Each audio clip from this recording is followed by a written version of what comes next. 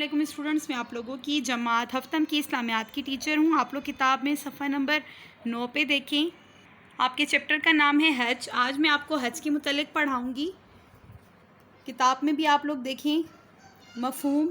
حج عربی لفظ ہے جس کے لغوی معنی ہیں قصد اور ارادہ کرنا، یعنی ہم کسی بھی چیز کسی کام کا ارادہ کر لیں۔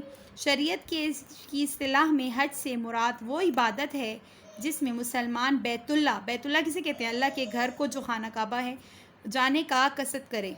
وہاں جا کر وہ مقدس مقامات یعنی پاک مقامات کی زیارت کرتا ہے یعنی ان کو دیکھتا ہے۔ مخصوص اعمال ادا کرتا ہے، یعنی کچھ خاص کام ہیں جن کو وہ کرتا ہے، اور کئی دیگر اعمال اور بہت سے کاموں سے باز رہتا ہے۔ دیگر اعمال یعنی بہت سے دوسرے کاموں سے باز رہتا ہے، یعنی وہ منع ہو جاتا ہے، نہیں کرتا وہ کام۔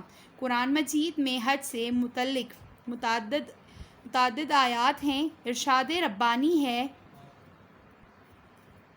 وَلِلَّهِ عَلَى النَّاسِ حِجُّ الْبَيْتِ مَنِ اسْتَطَاعَ إِلَيْهِ سَبِيلًا، العمران 97۔ ترجمہ: اور لوگوں پر اللہ کا حق ہے کہ جو اس گھر کی طرف چلنے کی استطاعت رکھتا ہو وہ اس گھر کا حج کرے۔ اور لوگوں پر اللہ کا حق ہے، یعنی اللہ کا ہم پہ حق ہے لوگوں پر، کہ جو اس گھر کی طرف چلنے کی استطاعت رکھتا ہو۔ استطاعت یعنی ان کی حیثیت ہو، ان کے پاس اتنے پیسے ہوں کہ وہ اللہ کے گھر جا سکیں، تو ان پر اللہ کا حق ہے کہ وہ اللہ کے گھر کا حج کریں۔ ارشاد ربانی ہے وَلِلَّهِ عَلَى النَّاسِ يَسْأَلُونَكَ عَنِ الْأَهِلَّةِ قُلْ هِيَ مَوَاقِيتُ لِلنَّاسِ وَالْحَجِّ، البقرہ 189۔ ترجمہ: لوگ آپ صلی اللہ علیہ وآلہ وسلم سے مہینوں کے متعلق پوچھتے ہیں۔ لوگ آپ صلی اللہ علیہ وآلہ وسلم سے مہینوں کے متعلق پوچھتے ہیں۔ کہہ دیجئے کہ یہ لوگوں کے لیے اور حج کے لیے مقررہ اوقات ہیں۔ کہہ دیجئے کہ یہ لوگوں کے لیے اور حج کے لیے مقررہ اوقات ہیں۔ ارشاد ربانی ہے وَأَذِّن فِي النَّاسِ بِالْحَجِّ وَأَذِّن فِي النَّاسِ بِالْحَجِّ، ترجمہ: اور لوگوں میں حج کا اعلان کر دو، اور لوگوں میں حج کا اعلان کر دو۔ حج کا مقصد یہ ہے کہ انسان اپنے آپ کو مکمل طور پر اللہ کے حوالے کر دے۔ حج کا کیا مقصد ہے؟ حج کا مقصد یہ ہے کہ انسان اپنے آپ کو مکمل طور پر اللہ تعالیٰ کے حوالے کر دے، تاکہ اللہ تعالیٰ کی اطاعت اور اس کی محبت ہر چیز پر غالب آ جائے، یعنی اس کی ہر چیز پر اللہ تعالیٰ کی اطاعت اور محبت کیا ہے؟ وہ غالب آ جائے۔ حج کے مقام، ایام اور اس کے ارکان سب متعین ہیں، یعنی مقرر کردہ ہیں۔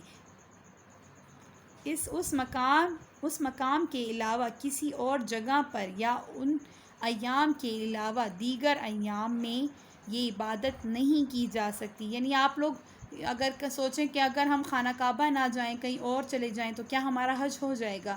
یا آپ لوگ یہ سوچیں کہ ہم ذی الحج کے مہینے میں نہ جائیں بلکہ ربیع الاول کے مہینے میں چلے جائیں یا کسی اور مہینے میں چلے جائیں تو کیا ہمارا حج ادا ہو جائے گا؟ ایسا نہیں ہے۔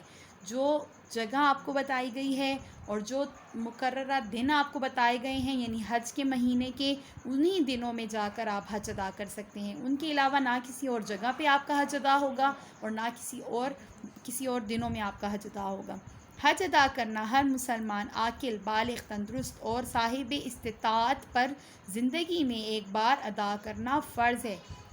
صاحب استطاعت یعنی وہ انسان جس کے پاس اتنے پیسے ہوں یا اس کی اتنی حیثیت ہو کہ وہ حج کر سکے، اس کے پاس اتنے پیسے ہوں کہ وہ خرچہ کر سکے۔ حج میں ادا کیے جانے والے افعال کام کی جمع کو مناسک حج کہا جاتا ہے۔ کیا کہا جاتا ہے؟ مناسک حج کہا جاتا ہے۔ جس حج کے لیے 8 سے 12 ذی الحجہ تک مناسک حج ادا کیے جاتے ہیں۔ حج کے لیے 8 سے 12 ذی الحجہ تک مناسک حج ادا کیے جاتے ہیں۔ اچھا، ذی الحج کے کون سے مہینے سے حج شروع ہو جاتا ہے؟ ذی الحج کی 8 تاریخ سے 12 ذی الحجہ تک آپ لوگوں نے یہ افعال کرنے ہیں حج کے، وہ مقررہ افعال آپ نے کرنے ہیں، ٹھیک ہے؟ حج کے مخصوص ایام کے علاوہ باقی دنوں میں بیت اللہ کی جو زیارت کی جاتی ہے اور مخصوص اعمال ادا کر کے جو عبادت کی جاتی ہے اسے عمرہ کہا جاتا ہے۔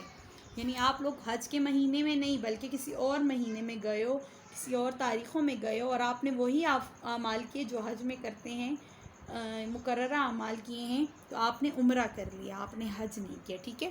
اس کو کیا کہتے ہیں؟ عمرہ کہتے ہیں۔ حج کی